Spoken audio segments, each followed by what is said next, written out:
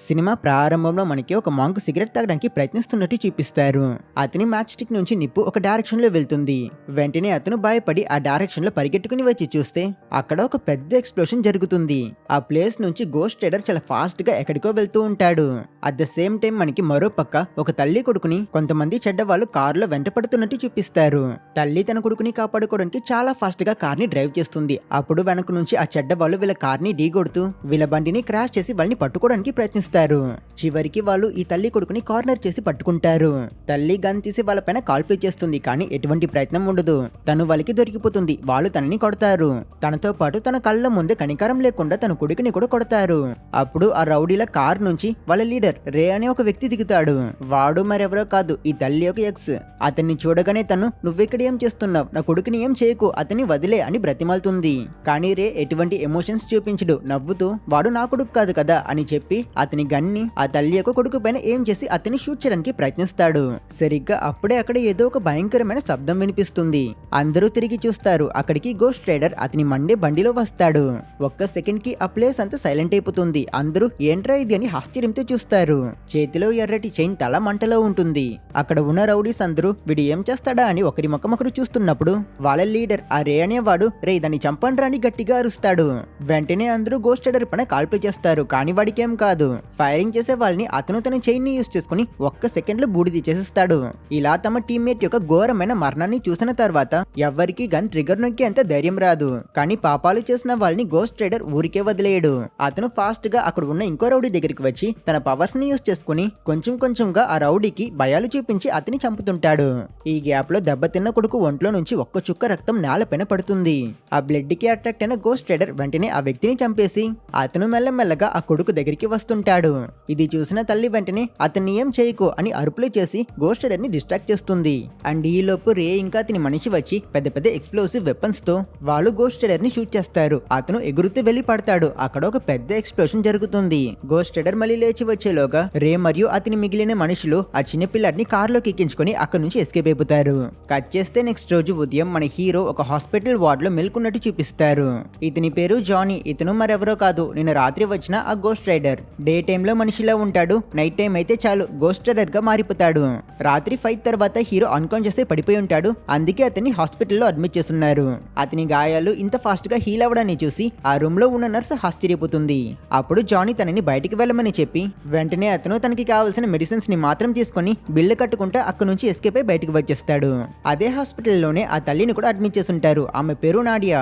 Hero తనని గుర్తుపడతాడు. తను కూడా మేల్కోగానే తన కొడుకుని వెతకడం కోసం హాస్పిటల్ నుంచి బయటికి వెళ్తుంది. సో జానీ తనని ఫాలో అవుతాడు. పార్కింగ్ లాట్ దగ్గర నాడియా తన గన్ని తీసి హీరో వెబ్ కి ఏం చేసి నువ్వు నన్ను ఎందుకు ఫాలో అవుతున్నావు, నీకేం కావాలి అని అడుగుతుంది. జానీ తనకి నిన్న రాత్రి వాళ్ళపైన అటాక్ చేసిన ఆ గోస్ట్ రైడర్ తనే అని నిజాన్ని చెప్తాడు. ఇది విన్న నాడియా వెంటనే అతన్ని షూట్ చేయబోతే హీరో తన గన్ని గట్టిగా పట్టుకొని నాకు చావు మీద భయం లేదు, నీ కొడుకు పేరు డానీ కదా, నేను అతన్ని కాపాడడం కోసమే వచ్చాను, అతను డేంజర్ లో ఉన్నాడు, మనం అతన్ని ఎలా అయినా కాపాడాలి అని ఎక్స్ప్లెయిన్ చేస్తాడు. విషయం తెలుసుకున్న నాడియా అతన్ని ఏం చేయదు, అతనితో పాటు జాయిన్ అవుతుంది. వీళ్ళిద్దరూ ఒక ట్రక్ లో ఒక నుంచి బయలుదేరతారు. అట్ ద సేమ్ టైం మనకి మరో పక్క రే ఇంకా అతని మనుషుల్ని చూపిస్తారు. డానీ వాళ్ళతోనే ఉన్నాడు. రే తన బాస్ కి కాల్ చేస్తాడు. ఇప్పుడే ట్రైన్ దిగిన ఈ వ్యక్తే రే ఇంకా అతని మనుషుల్ని పనిలో పెట్టుకున్న బాస్. అసలుకి ఇతను మనిషి కాదు, ఇతను ఒక రాక్షసుడు. ఇతని పేరు మెఫిస్టో. ఇతను చాలా పవర్ఫుల్. ఇతను నడిస్తే వీధుల్లో ఉన్న కరెంట్ బల్బులు అన్ని పేలిపోతాయి. మెఫిస్టోకి ఆ చిన్న పిల్లాడు డానీ కావాలి, ఎందుకంటే డానీలో ఏదో ఉంది. అదేంటో మనకి తర్వాతే తెలుస్తుంది. రే మెఫిస్టోని గట్టిగా అడుగుతాడు, నువ్వు చిన్న పిల్లాడిని కిడ్నాప్ చేయమన్నావు, అది నేను చేస్తా, కానీ లాస్ట్ నైట్ మా పైన దెయ్యంలో ఉన్న ఎవడో ఒకడు దాడి చేస్తాడు. వాడు బైక్ లో వచ్చాడు, బైక్ అంతా నిప్పులో ఉన్ను. వాడు నా మనుషుల్లో ముగ్గురిని బూడిద చేసి చంపేశాడు. సో మర్యాదగా నువ్వు మాకు కాంపెన్సేట్ చేయి అని డిమాండ్ చేస్తాడు. గోస్ట్ రైడర్ వచ్చాడు అనే విషయం తెలుసుకున్న మెఫిస్టో షాక్ అవుతాడు. సో అతను ఫోన్ ని ఆ చిన్నపిల్లాడికి ఇవ్వమని చెప్పి ఏదో మంత్రంతో ఆ చిన్నపిల్లాడి స్పృహ కోల్పోయేలా చేస్తాడు. తర్వాత అతను రే దగ్గర రాత్రి మోటార్ సైకిల్లో వచ్చిన వాడు ఇక పైన మిమ్మల్ని ఈజీగా కనిపెట్టలేడు, మీకు కొంచెం టైం దొరుకుతుంది, సో ఆ టైం వేస్ట్ చేయకుండా మీరు త్వరగా ఆ అబ్బాయిని నా దగ్గరికి తీసుకురండి అని చెప్తాడు. అలాగే అతను ఎక్కువ డబ్బులు ఇస్తాను అని కూడా చెప్పడంతో రే అందుకు ఒప్పుకుంటాడు. సో రే ఇంకా అతని మనుషులు డానీని తీసుకుని కారులో వెళ్తుంటారు. నైట్ టైం డానీ మేల్కొంటాడు. అతను తప్పించుకోవడం కోసం కార్ స్టీరింగ్ ని గట్టిగా తిప్పేసి వెంటనే సీట్ బెల్ట్ వేసుకుని కార్ ని క్రాష్ అయ్యేలా చేస్తాడు. ఇందువల్ల అతనికి మాత్రం ఎటువంటి దెబ్బలు తగలవు. అతను లేట్ చేయకుండా కార్ దిగి వెంటనే పరిగెడతాడు. కానీ ఆ రౌడీలో అతన్ని అంత ఈజీగా వదిలేరు. వాళ్ళు డానీని చేసి అతని పట్టుకుంటారు, గట్టిగా కొడతారు. అయినా వాళ్ళ వెహికల్ క్రాష్ అయిపోయింది కనుక రే పక్కనే ఉన్న ఒక కపుల్ ని చూసి వాళ్ళని చంపేసి వాళ్ళ వ్యాన్ తీసుకుని అక్కడి నుంచి బయలుదేరుతాడు. ఇంకో పక్క హీరో వాళ్ళని చూపిస్తే నైట్ టైం అయిపోవడం వల్ల హీరో తనలో ఉన్న రైడర్ ని కంట్రోల్ చేసుకోలేకపోతుంటాడు. గోస్ట్ రైడర్ పాపాలు చేసిన వాళ్ళని చంపేస్తాడు. నాడియా ఒకప్పుడు తన కొడుకుతో పాటు సర్వైవల్ కోసం చిన్న చిన్న దొంగతనాలు చేసుంటుంది. సో జానీ నాడియాకి క్లియర్ గా ఎక్స్ప్లెయిన్ చేస్తాడు. వన్స్ నిన్ను రైడర్ గా మారిపోతే నీ నా కంట్రోల్ ని కోల్పోతా. నా కంటికి చిన్న చిన్న దొంగతనాలు చేసిన నువ్వు, హత్యలు చేస్తున్న రేవాళ్ళు అందరూ ఒకేలా కనిపిస్తారు. సో దయచేసి ఆ రైడర్ కంటే పడుకు, దూరంగా ఉండు అని వార్నింగ్ ఇస్తాడు. తర్వాత వీళ్ళిద్దరూ ఇల్లీగల్ బాక్సింగ్ జరిగి అరీనాకి వెళ్తారు. అక్కడ వాళ్ళు రే వాళ్ళ మనిషి ఒకతని పట్టుకుని అతని బెదిరించి రే ఇప్పుడు ఎక్కడికి వెళ్తున్నాడో ఆ విషయం చెప్పమని బెదిరిస్తారు. స్టార్టింగ్ లో ఆ రౌడీ చెప్పడు, కానీ ఎప్పుడైతే మన హీరో కొంచెం కొంచెంగా గోస్ట్ రైడర్ గా ట్రాన్స్ఫార్మ్ అవడం స్టార్ట్ చేస్తాడో అతని స్కారీ అయిన మొహాన్ని చూసి వెంటనే అతను వాళ్ళు అడిగిన ఇన్ఫర్మేషన్ ని ఇస్తాడు. మన హీరో జానీ తన శరీరం యొక్క కంట్రోల్ ని కోల్పోతున్నాడు. సో వెంటనే అతను నాడియాని తన నుంచి దూరంగా ఉండమని చెప్పి వేరే డైరెక్షన్ లో పరిగెట్టడం మొదలు పెడతాడు. కొంతమంది గూండాలు మన హీరో అడ్డుపడతారు, కానీ జానీ వాళ్ళని ముట్టుకోగానే వాళ్ళు కాలి బూడిదైపోతారు. హీరో ఆ బిల్డింగ్ నుంచి బయటకు వచ్చి చూస్తే అక్కడ ట్రాన్స్ఫార్మ్ అయిన తన బైక్ అతని కోసం రెడీగా ఉంటుంది. హీరో ఆ బైక్ ఎక్కుతాడు. డ్రైవింగ్ చేస్తూనే అతను గోస్ట్ రైడర్ గా ట్రాన్స్ఫార్మ్ అవడాన్ని మనం చూడొచ్చు. అతను చాలా ఫాస్ట్ గా రేని వెతుకుతూ వెళ్తుంటే రోడ్ అంతా మెల్ట్ అవుతూ ఉంటుంది. మరో పక్క మనకి ఒక పెద్ద మైనింగ్ జరిగే ప్లేస్ ని చూపిస్తారు. అక్కడ రే వాళ్ళు బ్లాక్ మార్కెట్ డీలర్స్ తో గోస్ట్ రైడర్ ని చంపడం కోసం చాలా పవర్ఫుల్ అయిన ఎక్స్ప్లోజివ్స్ ని పర్చేస్ చేస్తారు. ఇంకా డానీని వీళ్ళు ఒక కంటైనర్ లో లాక్ చేస్తుంటారు. అండ్ అప్పుడే వీళ్ళకి మళ్ళీ అదే భయంకరమైన శబ్దం వినిపిస్తుంది. ఆ బ్లాక్ మార్కెట్ డీలర్స్ కి వీళ్ళ వైపుకి వస్తున్న ఆ డేంజర్ ఏంటో తెలియదు, కానీ మన రేకి తెలుసు. అతను వెంటనే వాళ్ళు ఇచ్చిన ఒక మిజైల్ లాంచర్ ని యూస్ చేసుకుని గోస్ట్ రైడర్ ని ఏం చేసి ఫైర్ చేస్తాడు. ఆ మిజైల్ కి ఆటోమేటిక్ ట్రాకింగ్ ఉండడం వల్ల అది వెళ్లి అతనికి కరెక్ట్ గా తగులుతుంది. ఈసారి చాలా పెద్ద ఎక్స్ప్లోషన్ జరుగుతుంది. అంతే, వాడు చచ్చాడని రే వాళ్ళందరూ చాలా సంతోషపడతారు. కానీ తిరిగి చూస్తే గోస్ట్ రైడర్ ఏం కన్నట్టు క్యాషువల్ గా నిల్చుని ఉంటాడు. వెంటనే రే వెపన్ ని రీలోడ్ చేసే పనిలో పడతాడు. ఇంకా అతని మిగతా మనుషులు మరియు ఆ బ్లాక్ మార్కెట్ డీలర్స్ అందరూ గోస్ట్ రైడర్ ని ఆపడం కోసం అతని పైన ఫైరింగ్ చేస్తారు. యాజ్ యూజువల్ గోస్ట్ రైడర్ ఎవరిని వదలడు. వెంటనే చైన్స్ తో అందరిని మసి చేస్తుంటాడు. ఇక వీడితో ఫైట్ చేయలేమని భయపడి పరిగెట్టే వాళ్ళని కూడా అతను వదలడు. అతను ఇలా అందరినీ చైన్స్ తో కొట్టి పిండి పిండి చేస్తుంటే ఒక అతను చేస్తూ ఎలాగోలా ఒక గ్రెనేడ్ ని అతని పైన పేల్చేస్తాడు. కానీ మిసైల్ తగిలితేనే చనిపోయిన వాడు ఈ గ్రెనేడ్ వల్ల చనిపోతాడా? గోస్ట్ రైడర్ కి ఏమీ కాదు. ఒక అతను రైడర్ నోట్ లోనే కంటిన్యూస్ గా కాల్పులు చేస్తాడు. కానీ అతను ఆ బుల్లెట్స్ అన్నిటిని తీసుకుని మళ్ళీ వాటిని ఆ వ్యక్తి పైన వేసేస్తాడు.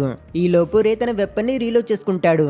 రైడర్ అతన్ని కూడా చంపడానికి ప్రయత్నించినప్పుడు రే లాస్ట్ సెకండ్ లో ట్రిగ్గర్ నొక్కి గోస్ట్ రైడర్ ని ఎగురుతూ వెళ్లి పడి ఎక్స్ప్లోడ్ అయ్యేలా చేస్తాడు. ఆ వెపన్ రైడర్ చుట్టూ ఉన్న ఆక్సిజన్ ని డ్రైన్ చేసేస్తుంది. అందువల్ల అతని ఫైర్ ఆరిపోతుంది. రే గోస్ట్ రైడర్ ని ఇన్సల్ట్ చేసి నవ్వుతాడు. మిగతా వాళ్ళు ఇదే ఛాన్స్ అని అతని పైన కంటిన్యూస్ గా షూటింగ్ చేస్తారు. బుల్లెట్లు తీసుకుంటూ గోస్ట్ రైడర్ మెల్లమెల్లగా లేచి దగ్గరలో ఉన్న ఒక పెద్ద మైనింగ్ చేసి మిషన్ దగ్గరికి వెళ్తాడు. అతను ఎందుకు ఆ వెహికల్ ఎక్కుతున్నాడో మిగతా వాళ్ళకి అర్థం కాదు. అట్ ద సేమ్ టైం వీళ్ళంతా ఇక్కడ డిస్ట్రాక్టెడ్ గా ఉన్న ఈ సమయంలో నాడియా అక్కడికి వస్తుంది. తను తన కొడుకుని తీసుకుని అక్కడ నుంచి తప్పించుకోవడానికి ప్రయత్నిస్తుంది. అక్కడ ఉన్న ఒక రౌడీ తనని పట్టుకుంటాడు. కానీ నాడియా కత్తితో అతన్ని డిస్ట్రాక్ట్ చేసి గన్తో అతన్ని షూట్ చేసి డానీని తీసుకుని పరిగెడుతుంది. ఇంకా గోస్ట్ రైడర్ ఆ మైనింగ్ మిషన్ యొక్క కంట్రోలర్ సీట్ లో కూర్చుంటాడు. అతను తన పవర్స్ ని యూస్ చేసుకుని ఆ మిషన్ మొత్తాన్ని తన బైక్ లానే ఫైర్ తో ఒక డేంజరస్ వెపన్ గా మార్చేస్తాడు. దాంతో ఆ మైనింగ్ మిషన్ చాలా ఫాస్ట్ గా మూవ్ అవుతుంది. చాలా డేంజరస్ గా కట్ చేస్తుంది. గోస్ట్ రైడర్ దాంతో అందరినీ చంపుతుంటాడు. ఆ ప్లేస్ మొత్తాన్ని డిస్ట్రాయ్ చేస్తుంటాడు. ఎవ్వరూ తప్పించుకోలేకపోతారు. చాలా మంది చనిపోతారు. ఆ బ్లాక్ మార్కెట్ డీలర్ ఒక మిసైల్ ని యూస్ చేసుకుని గోస్ట్ రైడర్ ని షూట్ చేయడానికి ప్రయత్నిస్తాడు. కానీ అతన్ని కూడా రైడర్ చంపేస్తాడు. ఈ ప్రాసెస్ మొత్తాన్ని అతను ఎంజాయ్ చేస్తూ నవ్వుతూ ఉంటాడు. రే ఇంకా బ్రతికే ఉంటాడు. అతను ఎస్కేప్ అవుతున్న నాడియా మరియు డానీని షూట్ చేయబోతే గోస్ట్ రైడర్ చైన్ తో అతని కాలు పట్టుకుని దగ్గరికి లాక్కుంటాడు. వీడు కొంచెం సేపుకు ముందు రైడర్ ని మిసైల్ తో షూట్ చేసి అతన్ని ఇన్సల్ట్ చేస్తుంటాడు కనుక గోస్ట్ రైడర్ కూడా అతని చైన్ తో రే మొహానికి సురకెట్టి అతని ఇన్సల్ట్ చేస్తాడు. సరిగ్గా అదే సమయానికి నాడియా మరియు డానీ ట్రక్ తీసుకుని అక్కడ నుంచి ఎస్కేప్ అవడానికి ట్రై చేస్తారు. ఏదో ఒక కారణం వల్ల గోస్ట్ రైడర్ డానీ వైపుకు అట్రాక్ట్ అవుతాడు. సో అతను రేని వదిలేసి వాళ్ళ ట్రక్ ని చేస్ చేస్తాడు. గోస్ట్ రైడర్ నాడియాని పట్టుకుని తనని బయటికి లాగి ముందు తనని చంపేయడానికి ప్రయత్నిస్తాడు. నాడియా చాలా భయపడుతుంది. అప్పుడే డానీ బండి దిగుతాడు. వాడు రైడర్ ని చూసి అసలు భయపడ్డు. తనని వదిలే అని గట్టిగా చెప్తాడు. గోస్ట్ రైడర్ డానీ వైపుకు వస్తుంటాడు. కానీ అతను పెట్టే ప్రతి అడుగుకి అతను తన పవర్స్ ని కోల్పోతుంటాడు. ఇక ఇక్కడే ఒక చిన్న ట్విస్ట్ ఉంది. అసలుకి ఈ డానీ మరెవరో కాదు, ఆ రాక్షసుడు మెఫిస్టో యొక్క కొడుకే. నాడియా ఒకప్పుడు చావు బ్రతుకుల మధ్య ఉన్నప్పుడు మెఫిస్టో తనని కలిసి తనని కాపాడాడు. కానీ దానికి బదులుగా తను అతని కోసం ఒక కొడుకుని కనివ్వాలి అని డీలింగ్ వేస్తుంటాడు. సో డానీ సగం మనిషి సగం రాక్షసుడు. అతను స్పెషల్, అందుకే మెఫిస్టో అతన్ని క్యాప్చర్ చేయాలి అని ప్రయత్నిస్తున్నాడు. డానీ మెఫిస్టో యొక్క కొడుకు కనుక అట్ ప్రెసెంట్ గోస్ట్ రైడర్ అతన్ని ఏమీ చేయలేకపోతాడు. అతను మళ్ళీ నార్మల్ హ్యూమన్ లా జానీగా మారిపోతాడు. తర్వాత వీళ్ళ ముగ్గురు అక్కడ నుంచి తప్పించుకుంటారు. అక్కడ కట్ చేస్తే నెక్స్ట్ రోజు ఉదయం ఫైట్ జరిగిన ఆ మైనింగ్ ప్లేస్ ని చూపిస్తారు. అది ఫుల్ గా డిస్ట్రాయ్ అయి ఉంటుంది. రే బ్రతికే ఉంటాడు, రాళ్ళ మధ్య ఇరుక్కుని ఉంటాడు. ఇంకొంచెం సేపట్లో చనిపోబోతున్నాడు. అప్పుడు అక్కడికి మెఫిస్టో వచ్చి అతను రేకి తన దుష్ట శక్తుల పవర్స్ ని ఇస్తాడు. రే ఒంట్లో చాలా చేంజెస్ జరుగుతాయి. అతను నయమవుతాడు.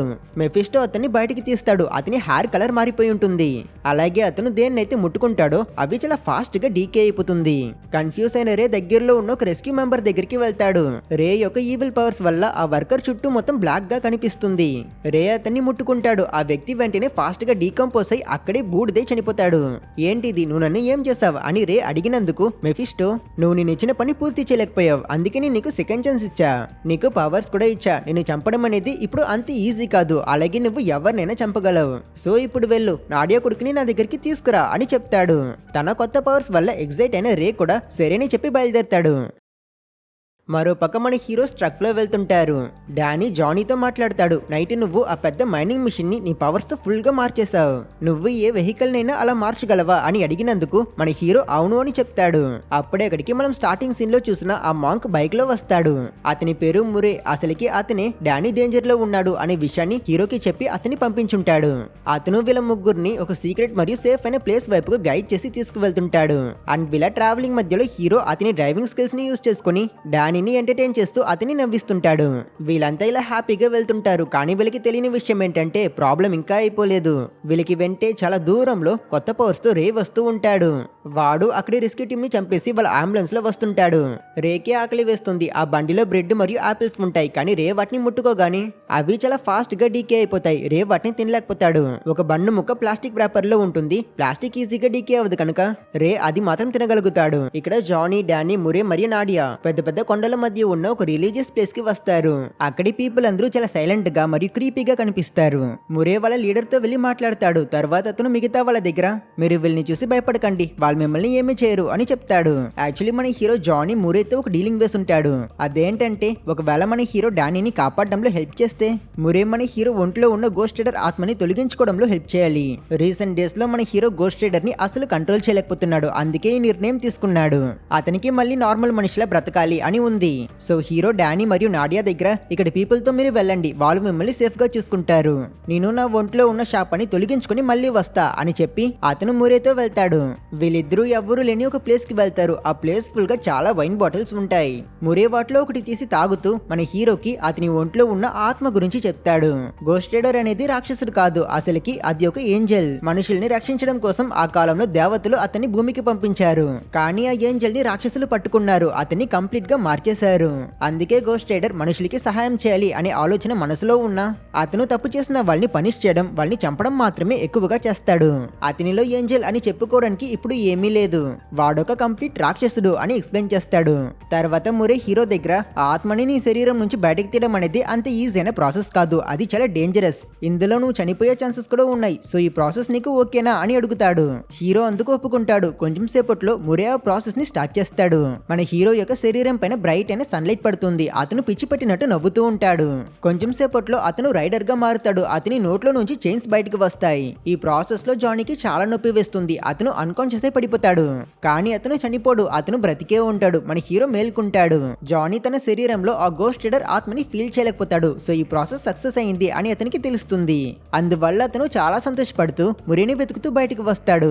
కానీ అతను దగ్గరలో ఉండడు. హీరో అతన్ని వెతుకుతూ ఆ ప్లేస్ లో దూరంగా వెళ్లి చూస్తే ఇక్కడి మాంగ్స్ అందరూ నాడియా, డానీ మరియు మురేని క్యాప్చర్ చేసుకుని తీసుకువెళ్తుంటారు. వెంటనే హీరో వాళ్ళతో ఫైట్ చేయడానికి ప్రయత్నిస్తాడు. కానీ వాళ్ళు అతన్ని కూడా పట్టుకుంటారు. మీరేం చేస్తున్నారు అని మురే కన్ఫ్యూజ్ అయి అడిగినప్పుడు అప్పుడే వాళ్ళ లీడర్ ఎక్స్ప్లెయిన్ చేస్తాడు. మెఫిస్టో డానీ కోసం ఎందుకు వెతుకుతున్నాడంటే కొడుకుని పెంచడం కోసం కాదు. మెఫిస్టో యొక్క రాక్షసుడు, అతను చాలా పవర్ఫుల్ కనుక అతను ఏ మనిషి శరీరం అయితే తీసుకుంటాడో ఆ మనిషి కొన్ని రోజులకి మాత్రమే బ్రతకగలడు. ఎందుకంటే మెఫిస్టో యొక్క దుష్ట శక్తులని ఒక మనిషి శరీరం భరించలేదు. అతని పవర్స్ ని కూడా అతను పూర్తిగా యూజ్ చేయలేకపోతాడు. ఉంటాడు. కానీ డానీ సగం మనిషి సగం డీమన్. డానీ యొక్క శరీరం మెఫిస్టోకి చాలా అనుకూలంగా ఉంటుంది. కాబట్టి మెఫిస్టో డానీ యొక్క 13th బర్త్డే ఆ రోజు అతని ఆత్మని డానీ ఒంట్లో ప్రవేశించి డానీ యొక్క శరీరాన్ని పొందుకోవాలి అని అనుకుంటున్నాడు. అలా చేస్తే మెఫిస్టో మరింత పవర్ఫుల్ గా మారుతాడు. రేపే డానీ యొక్క 13వ పుట్టినరోజు. సో ఖచ్చితంగా మెఫిస్టో డానీని వెతుకుతూ ఇక్కడికి వస్తాడు. డానీ ఎట్టి పరిస్థితుల్లోనూ వాళ్ళకి దొరకకూడదు, మనం ఈ అబ్బాయిని చంపేయడమే కరెక్ట్ అని ఆ లీడర్ చెప్తాడు. ఇది విని నాడియా చాలా భయపడుతుంది. అసలుకి ఈ విషయం మురేకి కూడా తెలియదు. లీడర్ అబద్ధాలు చెప్పి డానీని మురే చేత ఇక్కడికి తీసుకువచ్చుంటాడు. ఇందువల్ల అతను కూడా చాలా టెన్షన్ అవుతాడు. మనం ఆ అబ్బాయిని కాపాడితే చాలు, చంపాల్సిన అవసరం లేదు అని అతను ఎంతగానో చెప్తాడు. కానీ ఆ లీడర్ వినిపించుకోడు. హీరో ఏమీ చేయలేని నిస్సహాయ పరిస్థితిలో ఉంటాడు. ఆ మాంగ్స్ అందరూ డానీని బయట ఒక ప్లేస్ కి తీసుకువచ్చి కత్తితో అతని తల నరికి అతన్ని అక్కడే చంపేయడానికి ప్రయత్నిస్తారు. కానీ సడన్ గా ఆ ప్లేస్ మొత్తం అందరికి బ్లాక్ అయిపోతుంది. డానీని కాపాడడానికి వచ్చింది హీరో కాదు, విల్లన్. రే అక్కడికి వస్తాడు. వాడు వచ్చి రాగానే అతని కొత్త పవర్స్ తో అక్కడ ఉన్న మాంగ్స్ అందరినీ తన చేతులతో డీకంపోజ్ చేసి వాళ్ళని అతి ఘోరంగా చంపిస్తుంటాడు. చుట్టూన్న చీకటి వల్ల అక్కడున్న వాళ్ళ ఎవ్వరికి వాడు ఎక్కడి నుంచి వస్తున్నాడో ఎలా అటాక్ చేస్తున్నాడో ఏమీ అర్థం కాదు. చివరికి ఆ లీడర్ మాత్రమే మిగులుతాడు. వాడు రేని పట్టుకుని అతన్ని చంపడానికి ప్రయత్నిస్తాడు. కానీ ఎటువంటి ఫలితం లేదు. వాడి చెయ్యి డీకంపోజ్ అయిపోతుంది. రే అతన్ని కూడా చాలా క్రూరంగా చంపేస్తాడు. ఇక మిగిలినది డానీ మాత్రమే. రే వాడిని ఏం చేయడు. అక్కడి నుంచి అతన్ని కిడ్నాప్ చేసుకుని తీసుకువెళ్తాడు. తర్వాతే జానీ, నాడియా మరియు మురే అక్కడికి వస్తారు. అక్కడ డీకంపోజ్ అయిన ఆ మనుషుల స్కారీ అయిన విజువల్స్ ని చూస్తారు. ఇలాంటి పనిని ఎవరు చేస్తుంటారో అని వీళ్ళకి ఎటువంటి ఐడియా లేదు. ఎవరైనా ఖచ్చితంగా అది మెఫిస్టో యొక్క మనిషి అయి ఉంటారు. అండ్ డానీని వాళ్ళు ఇప్పుడు అతని దగ్గరికి తీసుకువెళ్తుంటారు అని గెస్ చేస్తారు. చనిపోయిన ఆ లీడర్ మెఫిస్టో డానీ పైన ఒక రిచువల్ చేయబోతున్నాడు అని చెప్పుంటాడు కదా. మురేకి అలాంటి రిచువల్స్ ఎక్కడ చేస్తారో తెలుసు. సో ఖచ్చితంగా డానీ ఇప్పుడు అక్కడే ఉంటాడు అని హీరో, మురే మరియు నాడియా ముగ్గురు అక్కడికి బయలుదేరుతారు. ఈ మాంగ్స్ అందరూ ఈ ప్లేస్ లో చాలా వెపన్స్ ని దాచుంటారు. సో వాటిని వీళ్ళు తీసుకుంటారు. ఇంకో పక్క రే సక్సెస్ఫుల్లీ డానీని అంబులెన్స్ లో మెఫిస్టో దగ్గరికి తీసుకువస్తాడు. డానీని చూసి మెఫిస్టో చాలా సంతోషపడతాడు. అతను డానీ దగ్గర, నీకు ఫ్లేమ్ థ్రోయర్ తెలుసా డానీ? అలాంటి వాడిని నేను. కానీ ఇప్పుడు నేనున్న శరీరం ఒక పేపర్ లాంటిది. నా పవర్స్ యూస్ చేస్తే ఈ ముసలి శరీరం బూడిదైపోతుంది.